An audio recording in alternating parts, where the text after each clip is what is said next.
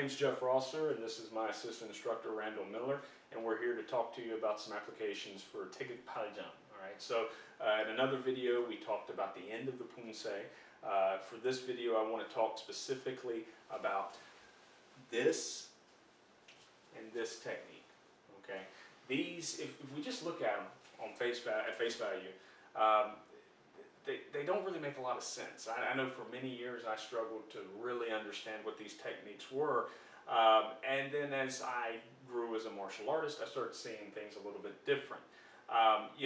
It's real easy to think, and you see this a lot of times, as these being two separate blocks against people on different sides. That just doesn't make any sense. It's not realistic or practical, and we don't want our responses to be dictated by what our opponent does.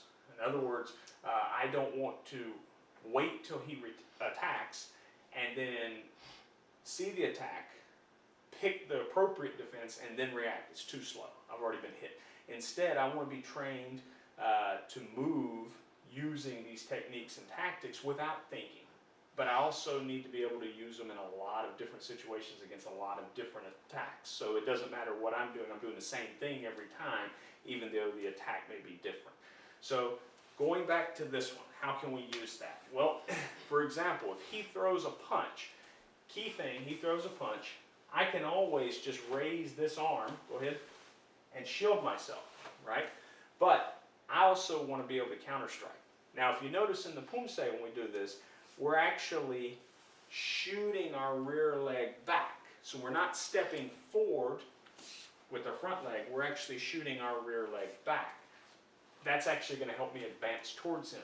So as this punch comes, I'm going to come here and I'm actually going to attach to this arm and keep it, okay? And as I do that, this leg is going to shoot back and I'm going to give a shot into the groin, okay? Now from there, we know that this arm cuts. Well, that's great. If I go for his elbow, it actually cuts right in here and it seals his elbow against my body.